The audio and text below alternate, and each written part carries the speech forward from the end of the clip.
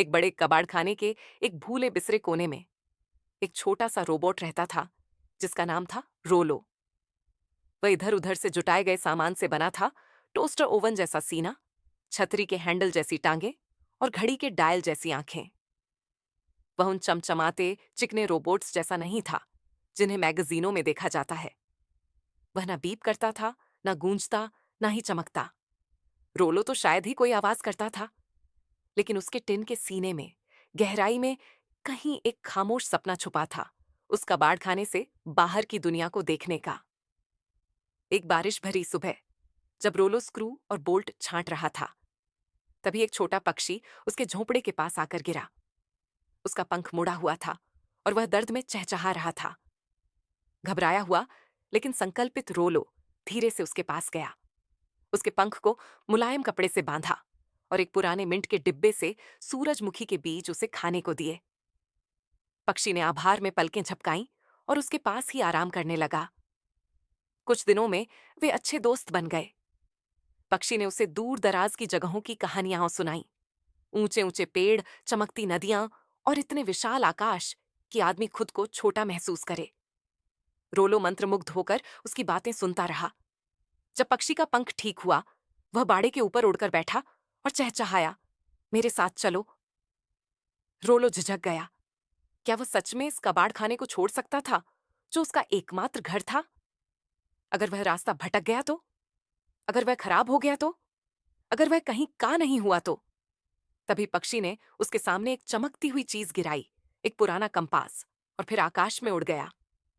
Compass की सुई घूमी और क्षितिज की ओर इशारा करने लगी। रोलो के अंदर कुछ क्लिक हुआ, एक शांत साहस। उसने छोटा सा बैग उठाया, उसमें टॉर्च, कुछ अतिरिक्त स्क्रू और तेल की बोतल रखी और दरवाजे से बाहर निकल पड़ा। बाहर की दुनिया विशाल और सुंदर थी। पेड़ ऊंचे थे और उनकी पत्तियां चमचमाती थीं। फूल हर रंग में खिलते थे। लेकिन यात्रा आसान नहीं थी। रोलो के पहिए कीचड़ में फंस जाते, वह जड़ों में उलझकर गिर जाता। एक बार उसका जूता तक एक गड्ढे में छूट गया। वह लगभग लौटने ही वाला था कि उसे एक कूं कूं सी आवाज सुनाई दी। मदद चाहिए? एक नन्ही गिलहरी ने पूछा, जिसका नाम टिंकर था। वह एक टूल बेल्ट पहने थी और उसका चेहरा मुस्कान से चमक रहा था। उसने रोलो की डीली बोल्ट को कसने में मदद की और रास्तों से कैसे निपटना है, यह भी सिखाया। वे साथ में कहानियां, नाश्ता और हंसी बांटने लगे। एक गांव में रोलो ने एक बिल्ली के बच्चे को तूफानी नाले से बचाया। गांव वालों ने तालियां बजाईं और उसे बहादुर कहा। भले ही रोलो मुस्कुरा नहीं सकता था, न ही खुशी दिखा सकता था, फिर भी उसके सीने में एक गर्माहट सी महसूस हुई। उसे समझ आया कि दूसरों की मदद करना ही काफी है।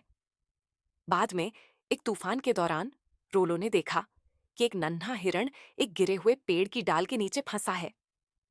डर के बावजूद वह कीचड़ से गुजरा, डाली को उठाया और हिरण को सुरक्षित बाहर निकाला। टिंकर ने कहा, तुम डर रहे थे, लेकिन फिर भी तुमने मदद की।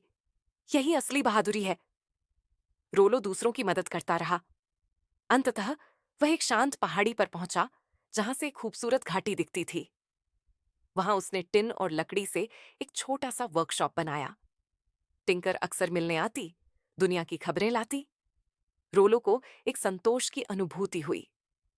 मैं रोलो हूं और मैं वही हूं जो मुझे होना चाहिए।